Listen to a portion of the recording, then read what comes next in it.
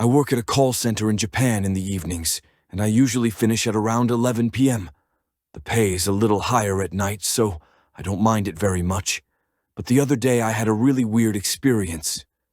I take the subway from my apartment, and the last train is at 11:30, so I'm usually one of 2 or 3 people walking down into the station.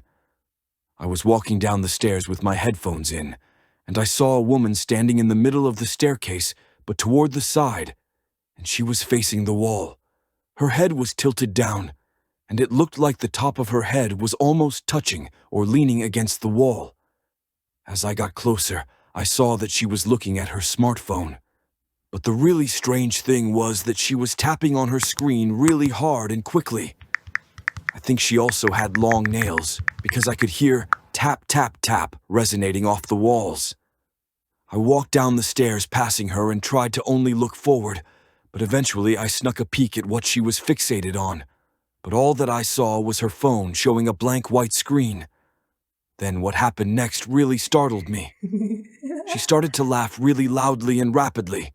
It didn't sound natural, like an old motorcycle engine that was running out of gas.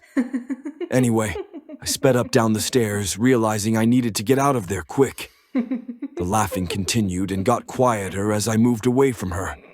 But when I saw the ticket gates, I felt that I had reached a safe distance and built up the courage to take one last look behind me. And what I saw made my heart stop beating for a few seconds. I was about 10 or 11 meters away from the bottom of the stairs, but the woman was no longer in the middle of the stairs facing the wall, though she was still laughing. Now she was at the bottom of the stairs, standing in the middle and looking right at me, with a smile on her face. She was holding her phone up, which now just had a dark screen, and her laugh continued.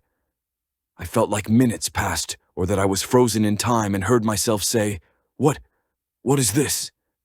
And suddenly her laughing stopped, and the tunnel became dead silent. I turned back toward the train and full speed ran toward the gates, and when I reached them, I was out of breath. The station agent asked me, "Is everything all right?"